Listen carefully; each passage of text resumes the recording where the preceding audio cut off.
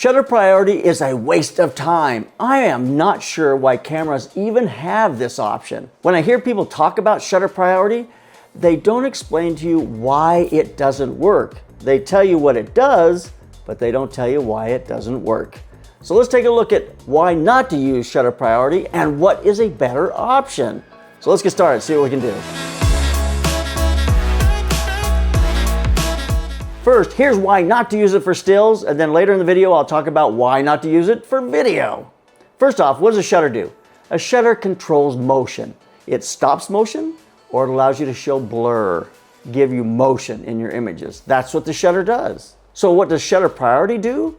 It allows you to choose the shutter you want, 4,000th of a second if you want to stop action, or 1/15th of a second if you want a blurring waterfall.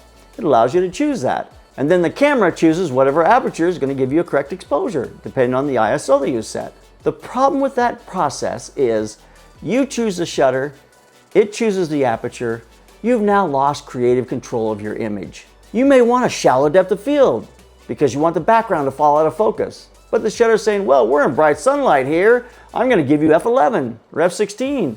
That's what you get. Now your subject is not going to stand out from the background because everything's in focus. But when you can use shallow depth of field, it allows that subject matter to stand out from the background because the background falls out of focus. One of the most beautiful looking imagery you can create is using a shallow depth of field.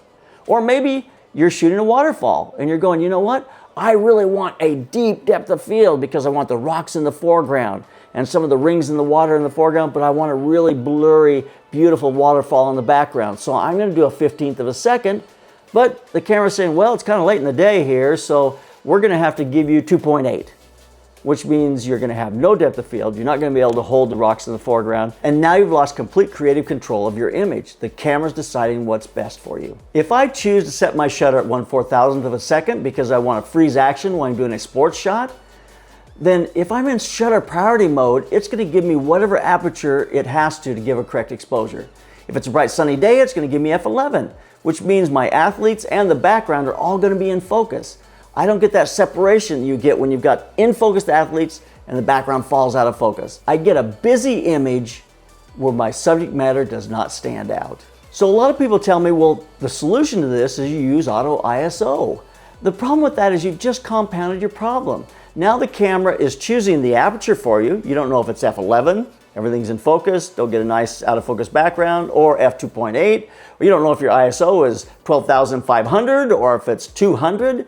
So everything's all over the place. You have images that are too noisy or too much depth of field and not enough depth of field. You've lost complete control. Which brings me to my underlying principle when it comes to auto modes on camera. And it's not that I don't like auto modes on camera, because I do. I shoot in them all the time. It's just not artistically successful when you allow the camera to choose two of the exposure triangle. So my rule of thumb always is you only allow the camera to control one of the exposure triangle. When you allow it to control two, you're now in trouble. You really have no control over the creative look of your images any longer. The camera's making all the decisions for you. You just well put it on P, which is for pitiful, and you'll get whatever image the camera spits out. So for those reasons, no competent photographer I have ever met uses shutter priority. Absolutely no one. So I'm not sure why it's even on the camera. So how about video? I've had students say, well, I use shutter priority when I shoot video. It makes no sense for video. Let me tell you why. The shutter for video is always twice the frame rate. So if you're shooting at 24 frames a second, you're going to shoot at about 1/50th of a second. Now you could set your camera on shutter priority and just set it at 50th of a second. Now it'll just give you whatever's a correct exposure. If you're inside, outside, wherever you're at, it's going to give you a correct exposure. So why not use shutter priority if you're doing video? It makes sense, doesn't it? Your shutter's always twice the frame rate. It's set. There you go. The problem with that is as you walk around, as people cross the frame, as you look out a window, into the room, your exposure is changing all the time. It's going from really bright to really dark to a subtle change because someone walked through in a white shirt. It's just changing constantly. It looks very, very amateur. It looks like old video shot on a camcorder where you didn't have any control. You don't want your video to look like that. So shutter priority in video mode just does not work. I would much rather have a scene where the camera pans into dark and then into light, and we see and just enjoy the difference of the light in the scene rather than seeing it open up and then close down, and all of a sudden it just becomes so obvious you're using a camera. It just betrays the camera, feels like you completely lose the sense of the scene. So shutter priority for video, it does not work. So now let's talk about what auto modes do work when you're shooting stills and video. First, for stills.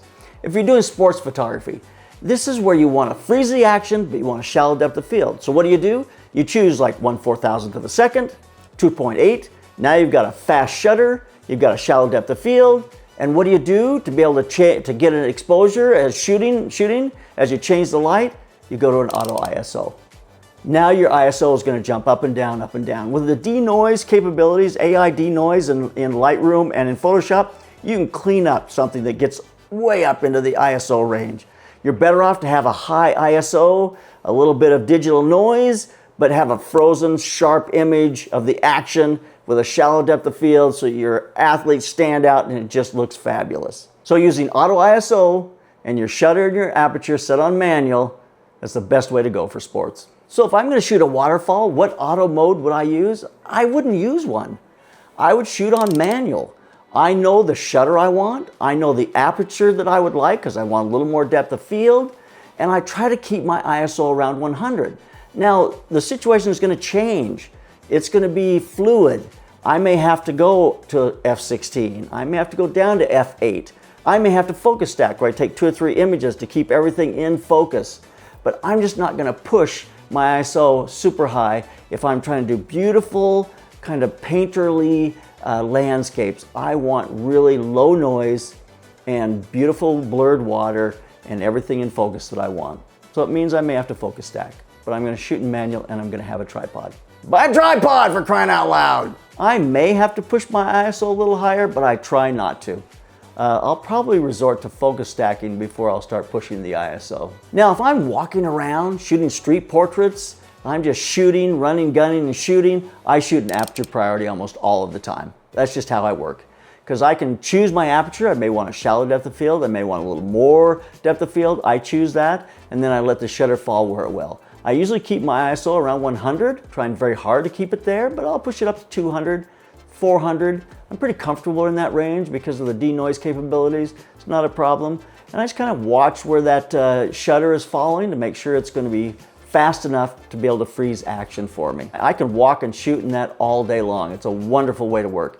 If I'm shooting a model outside and I'm not using strobes, I'm using a reflector or things, that's exactly how I work. I'm going to choose that aperture. I'm going to let the shutter fall where it may and try to keep it as close to 100 ISO as I can. But remember, you got to keep an eye on that shutter because you don't want it to get so slow you can't hand hold it. Although with all the stabilization these days, you can hand hold some pretty slow shutters. But don't risk it. Keep it pretty close to 60 to 125th if you can. If I'm shooting strobes, what auto mode do I use? None! I want complete control. I want to control my shutter because I've got to match that to my strobes, and that's going to give me the control of the ambient light. I'm going to want to control my aperture, so I'm going to up the power, lower the power, so I can get the aperture, the depth of field that I want, and I try to keep the ISO as close to 100 as possible. If I go to auto ISO or auto shutter or auto aperture, it's just going to become a mess. So with strobes, I always shoot in manual. For video, would I choose one of the auto modes on a camera? I really wouldn't. I would shoot in manual. I'm going to set my shutter at twice my frame rate. I'm going to choose an aperture for my depth of field, and then I'm going to be in trouble a lot of the time because if I'm outside, it wants to give me f16 at 125th of a second. It's just way too, I can't control that. I don't want f16. So I need a set of ND filters. So that's the auto mode for me. It's an ND filter. It automatically controls the exposure as I roll that variable ND around and round, and it makes it so everything looks just where I want it to be. So I shoot manual, shutter twice the frame rate, aperture I like, and I use an ND set. I have 3 ND filters that we carry. I have a 5-stop variable, a 3-stop, and a 6-stop. Now I can stack 2 of those or 3 of those. Variable always goes on, And that's how I set my exposure, is with the variable. I'm at 1/50 of the second because I'm 24 frames a second. I want 2.8, and it depends on what I'm looking at. I'll move that variable to give me a correct exposure, and then I shoot away. And when I pan, I'm not trying to change it. I let the light get a little brighter, a little darker. It's very organic. It's exactly how video should look. Film should look. Film looking like video. Video looking like film. Film and video. Well, whatever. You know what I mean. So let's wrap this up. Why is there a shutter priority on your camera? I have no idea. It's completely worthless. If you think there's a time when shutter priority is really useful and gives you complete control, I want to know what it is.